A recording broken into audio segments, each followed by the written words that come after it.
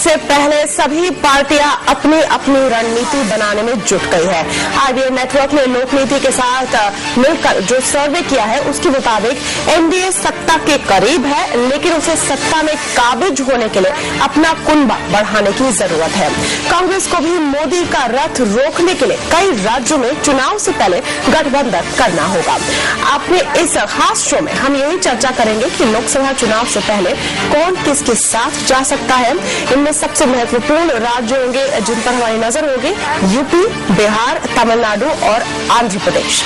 और इस पर चर्चा करने के लिए हमारे साथ मौजूद है राजनीतिक विश्लेषक के जी सुरेश, सीएनबीसी आवाज संपादक संजय पुगलिया, IBN 7 के लखनऊ ब्यूरो चीफ शलभ मणि त्रिपाठी और पटना ब्यूरो चीफ प्रभाकर कुमार। स्वागत है आप सबका हमारे इस चर्चा में। यहाँ पर सुरेश साहब आपका व्यू लेना चाहूंगी। जहां तक बिहार का सवाल है, यहाँ पर दो चीजें जो देखी जाएंगी जब रिजल्ट्स आएंगे। एक है कि नीतीश कुमार के लिए बीजेपी का साथ छोड़ना क्या भारी पड़ेगा या उनके काम आएगा, यानी उनकी पॉलिटिकल रणनीति काम कर जाएगी, और क्या एक प्री पोल अलायंस बनाकर कांग्रेस अपना पक्ष बचा पाएगी? देखिए, कांग्रेस के इस वक्त दोनों हाथों में लड्डू है। अगर कांग्रेस, हम समझते हैं कि अलग थलग पड़ गई है दूसरे राज्यों में, तो यहां का बिल्कुल सिनारियो बिल्कुल हटके है। यहां जितने कांग्रेस को जरूरत है रजत की और लोजपा की, उतनी ही इन दोनों को कांग्रेस की भी जरूरत है।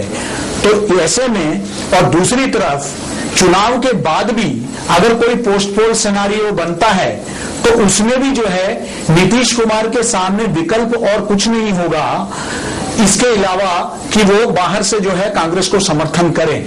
तो यूपी जैसा एक सिचुएशन, खैर वो तो दूर की बात है कि चुनाव के बाद क्या नतीजे आएंगे, लेकिन ऐसे भी कोई अतिशय की बात नहीं होगी अगर दोनों रजत और जनता दल यूनाइटेड जो है दोनों के दोनों ही जो है कांग्रेस को समर्थन दे बैठे, तो कोई अचरज की बात नहीं होगी।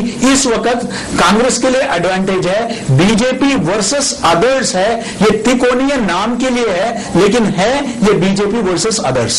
जी, यहाँ पर अब हम फोकस करते हैं दक्षिण के दो राज्यों पर, आंध्र प्रदेश और तमिलनाडु। सुरेश साहब, आपके मुताबिक क्या इन दोनों राज्यों में कांग्रेस की कोई चुनाव के पहले गठबंधन हो सकती है, और अगर नहीं हो सकती, खासकर अगर यहाँ पर तमिलनाडु पर फोकस करें, तो उसके क्या कारण होंगे?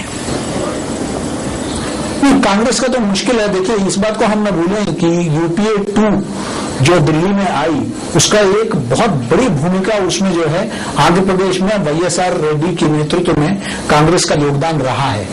लेकिन उसके बाद जो तेलंगाना को लेकर कांग्रेस खुद द्वंद्व में है कि तेलंगाना दे या ना दे, इस द्वंद्व में न सिर्फ तेलंगाना के इलाके के लोग उनके खिलाफ हो गए हैं, बल्कि सीमांध्र के लोग भी उनसे काफी नाराज है। उसका नतीजा ये है कि सीमांध्र में आज वाईएसआर कांग्रेस, जो राजशेखर रेड्डी के पुत्र जो अलग हो गए हैं, वो आज नंबर 1 पर है, क्योंकि वो संयुक्त आंध्र की बात कर रहे हैं। लेकिन साथ में बीजेपी, क्योंकि तेलंगाना का समर्थन करती रही है, बीजेपी का और वाईएसआर कांग्रेस का एक किसी तरह का अलायंस होना मुश्किल है। ऐसे में टीडीपी ने इच्छा जताई है।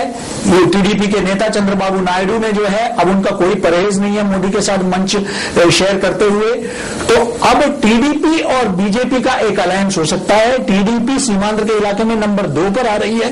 टीडीपी का संगठन और मोदी की छवि, इन दोनों को मिलाकर जो है सीमांध्र में बीजेपी जरूर कुछ सीटें निकाल सकती है, लेकिन टीआरएस के चलते कांग्रेस जो है, अगर तेलंगाना का गठन जो मुश्किल लगता है अब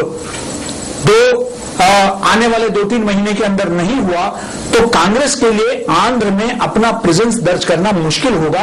और टैसिट अंडरस्टैंडिंग जरूर हो सकती है वाईएसआर कांग्रेस के साथ कि बाद में, चुनाव के बाद अगर नतीजे अच्छे निकले तो वो आ सकते हैं। जहां तक आपने बात कही तमिलनाडु की, तमिलनाडु में द्रमुक के साथ जाने के सिवाय इस वक्त जयललिता किसी के साथ भी किसी के साथ भी गठबंधन में आने के लिए तैयार नहीं है। हो सकता है चुनाव के बाद वो कोई तैयारी करे, लेकिन द्रमुक की छवि इतनी खराब है और अंदरूनी उनका झगड़ा इतना ज्यादा हो चुका है कि द्रमुक का इस बार जो है कोई चुनाव में जयललिता को चुनौती देना जो है बड़ा मुश्किल लग रहा है। ऐसे में कांग्रेस के पास तमिलनाडु में भी विकल्प ज्यादा नहीं है। लेकिन सब इस पर निर्भर करेगा कि नंबर क्या आता है, आखिर में वो ही तय करेगा कि कौन किसके साथ हाथ मिलाता है। बहुत बहुत शुक्रिया आप सबका हमारे इस चर्चा में शामिल होने के लिए। नमस्कार।